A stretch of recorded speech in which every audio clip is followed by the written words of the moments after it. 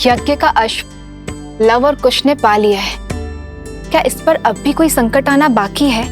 क्या देवताओं को श्री राम का यज्ञ अस्वीकार है? उद्देश्य की पूर्ति हेतु बाधाएं तो मार्ग में आती ही हैं। रही बात देवताओं की, तो यज्ञ के विधि विधान, सभी नियम स्वयं पुरातन ऋषियों ने ही निर्धारित किए थे, जिन्हें देवताओं को भी मानना पड़ता है, क्योंकि ये विधि विधान ही तो हैं जो मानव समाज का आधार है। अर्थात श्री राम के जीवन की पीड़ाएं अभी तक समाप्त नहीं हुई। नहीं प्रिय गणेश, ऐसा नहीं कहते, क्योंकि मेरे आराध्य नारायण ने तो अवतार ही संसार की पीड़ा भोगने के लिए लिया है। मैंने तो केवल एक बार समुद्र मंथन में विषपान किया था, परंतु मेरे आराध्य तो प्रत्येक अवतार में भिन्न भिन्न प्रकार के विष का पान करते हैं। परंतु जैसे मैंने विष के प्रभाव को अपने शरीर में व्याप्त नहीं होने दिया, वैसे ही मेरे आराध्य ने भी विष के प्रभाव को अपने तपोबल, अपने सिद्धांतों को विचलित नहीं करने दिया। केवल एक भिन्नता है महादेव, आपके कंठ में विष रोकने के लिए मैंने अपनी शक्ति का प्रयोग किया था, किंतु यहाँ राघव और सीता के पास तो साथ का भी सुख नहीं है। सावधानी से आगे बढ़ो, अवश्य आगे भी कोई छल हो सकता है।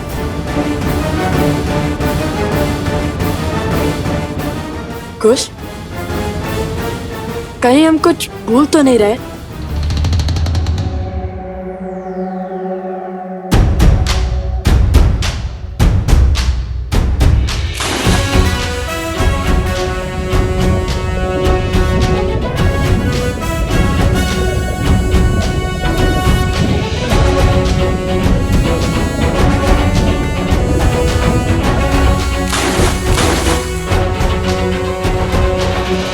लो, अब तो स्नान भी कर लिया, अब तो मिले स्वर्ण कमल।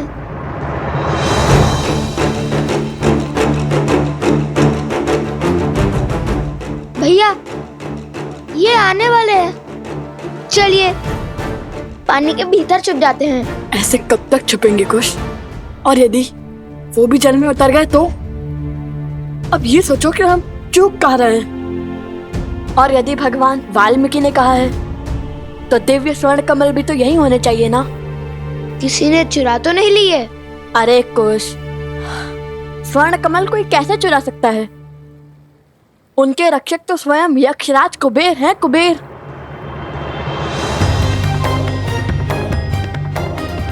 तो यहाँ चूक हुई है हमसे। कुबेर मंत्र का जाप करने को कहा था गुरुवर भरद्वाज ने हमें।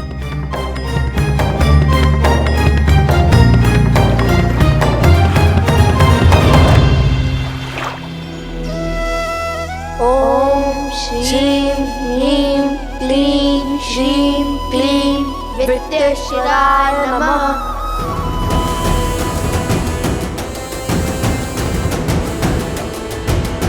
नदी की ओर चलिए, अवश्य ही वो अपनी प्यास तृप्त करने नदी की ओर भागे होंगे। ओम श्रीं ह्रीं क्लीं श्रीं विद्येश्वराय नमः। ओम श्रीं ह्रीं श्रीं क्लीं विद्येश्वराय नमः। ओम श्रीं ह्रीं क्लीं श्रीं क्लीं विद्येश्वराय नमः। ओम श्रीं ह्रीं क्लीं श्रीं क्लीं विद्येश्वराय नमः। ओम श्रीं ह्रीं क्लीं श्रीं क्लीं विद्येश्वराय नमः। हे तमसा माता, सहायता कीजिए हमारी। हमारी माता भी आप ही की भांति हैं, प्रकृति का अंग। आप जल देवी हैं और हमारी माता वन देवी हैं। बचाइए हमें तमसा माता।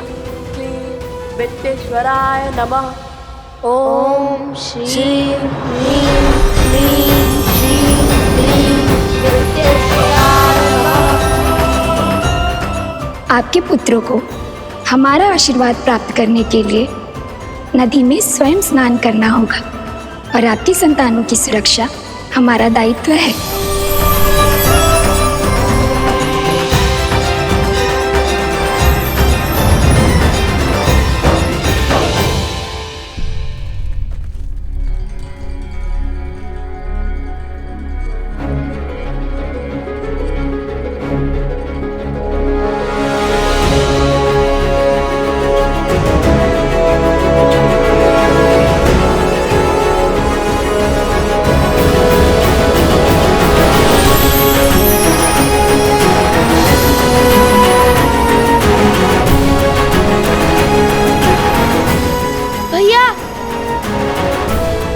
देखिए,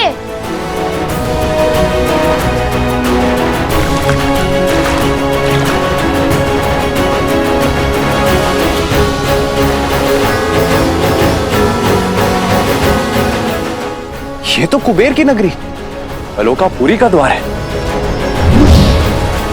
यक्षराज कुबेर, उन ऋषि कुमारों ने अयोध्यापति महाराज श्री राम के अश्वमेध यज्ञ के अश्व को रोकने का दुस्साहस किया है।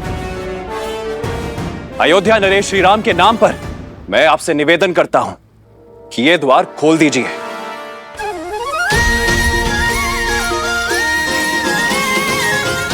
ये तो अवश्य ही यक्षराज कुबेर की नगरी आलोकपुरी लगती है।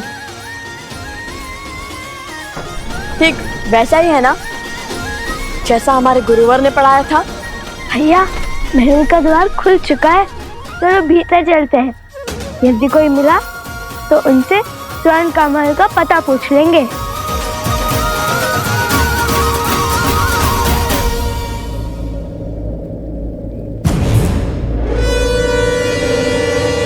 सत्य कहते हैं भैया, भय बिन होए ना प्रीत। यक्षराज कुबेर, यदि आपने यह द्वार नहीं खोला तो आपको मेरे बाणों का सामना करने के लिए सज्ज होना पड़ेगा। और स्मरण रहे, इक्ष्वाकु वंशजों के बाण कभी भी खाली नहीं गए हैं।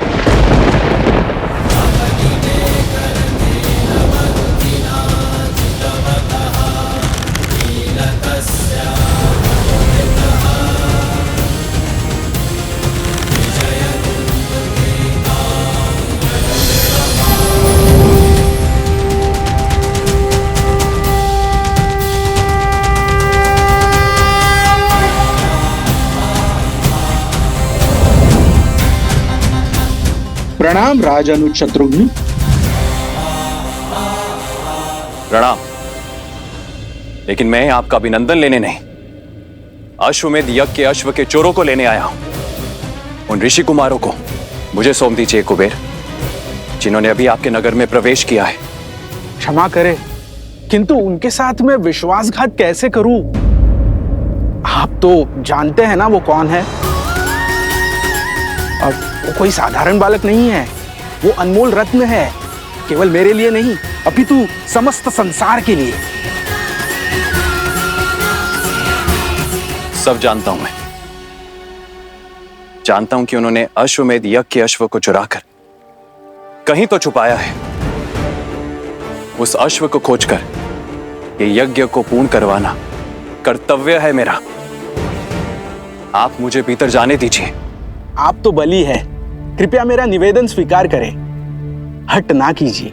आप शायद भूल रहे हैं यक्षराज कुबेर, जिसके अश्वमेध के मार्ग में आप बाधा डाल रहे हैं वो वही श्री राम है, जिनके अनेक उपकार हैं आप पर। उन्हीं के कारण संसार रावण जैसे महाराक्षस के प्रकोप से बचा, और आप भी। उन्हीं के कारण आपको आपका पुष्पक विमान पुनः प्राप्त हुआ। उस उपकार का, उस ऋण का ये मूल्य चुकाएंगे आप? अश्वमेध यज्ञ के अश्व के चोरों को बचाकर? ये श्री राम का अपमान भी है और उनका विद्रोह भी, और आपकी कृतज्ञता भी। सब स्मरण है मुझे, कृपया आप मेरी दुविधा समझने का प्रयास तो कीजिए। मैं धर्म संकट में फंस गया हूं, मैं उन बालकों को आपको लौटा नहीं सकता। वे कोई साधारण बालक नहीं है, वो किसी वनदेवी या किसी ऋषि के पुत्र नहीं है। हो सकता है, किंतु धर्म संकट मेरे समक्ष भी है यशराज कुबेर। अनुजराज, धर्म संकट के कारण तो व्यक्ति को अपना धर्म स्पष्ट रूप से दिखाई देता है। यदि इस परिस्थिति में आप आलोकपुरी में प्रवेश करेंगे तो अश्वमेध यज्ञ के नियमानुसार जैसे ही आप भीतर आएंगे तो यह माना जाएगा कि आप आलोकपुरी पर आक्रमण कर रहे हैं। कृपा करें, मेरी विडंबना समझने का प्रयास करें।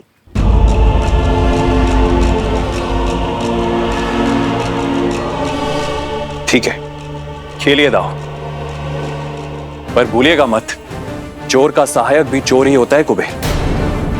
वो बालक अधिक समय तक आपके संरक्षण में नहीं रहने वाले हैं। शीघ्र ही उन बालकों को महाराज श्री राम का सामना करना होगा। उस क्षण की प्रतीक्षा तो समस्त संसार को है।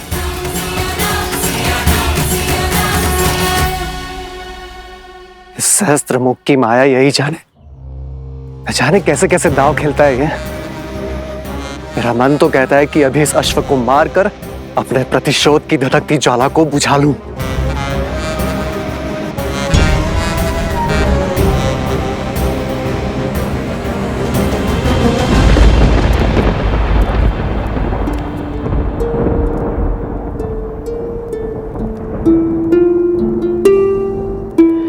राम सिया राम सिया राम सिया राम, राम सिया राम सिया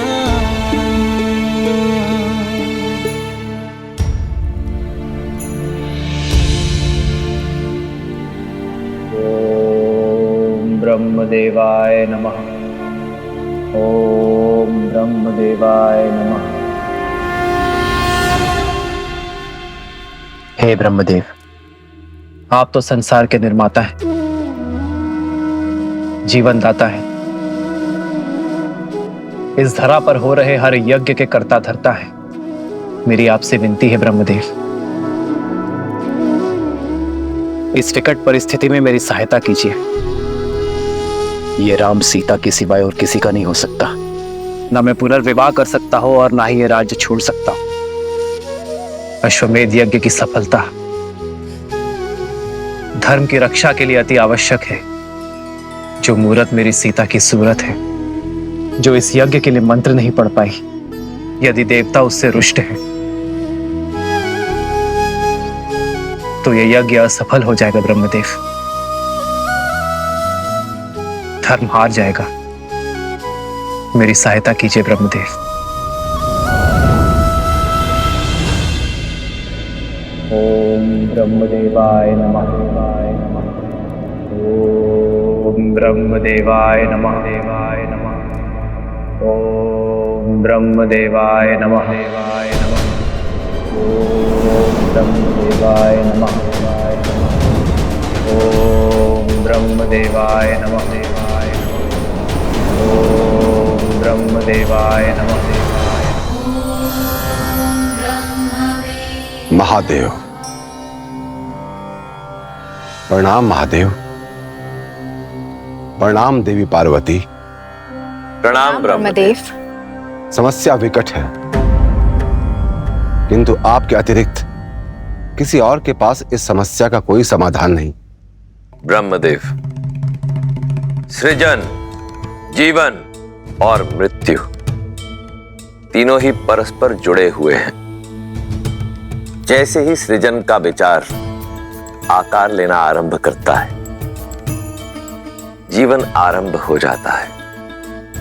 जैसे जैसे जीवन विकसित होता जाता है, मृत्यु का समय निकट आ जाता है और मृत्यु के आते ही एक नए सृजन का शंखनाद हो जाता है। परंतु अभी द्वापर और कलियुग आने में समय शेष है।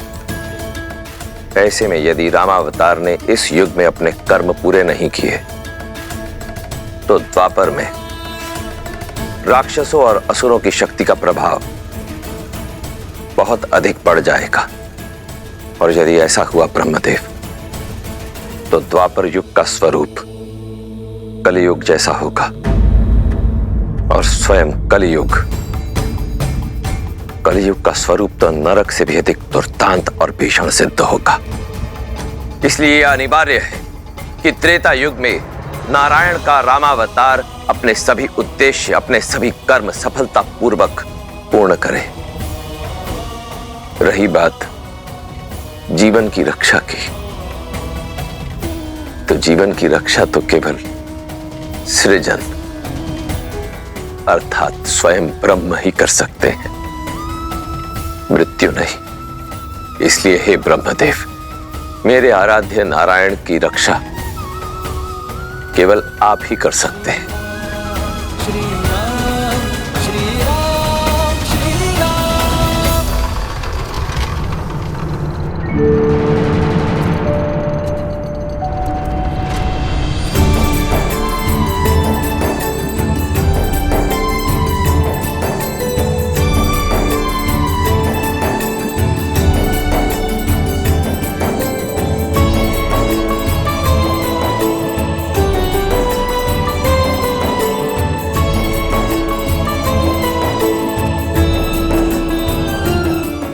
अद्भुत, ये महल तो पूरा स्वर्ण से बना है।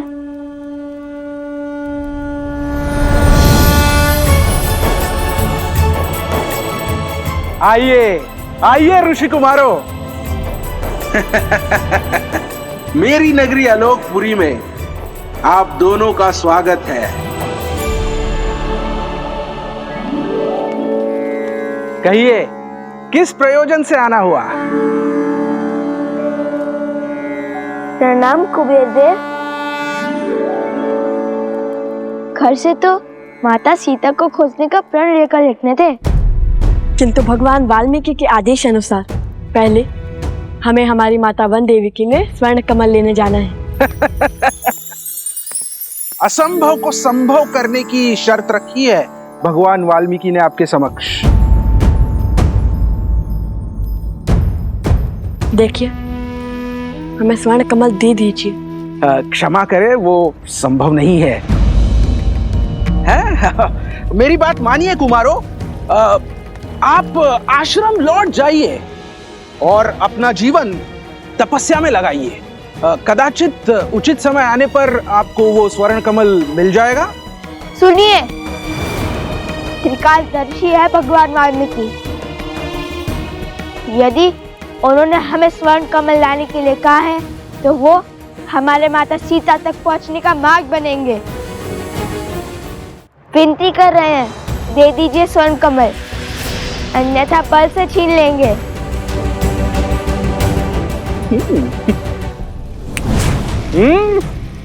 अब आपने चुटकी नहीं बजाई, युद्ध का आह्वान किया है, तो हमें आप सबको हराकर स्वर्ण कमल पर आधिपत्य स्थापित करना होगा। मैं सज्ज हूं। आक्रमण!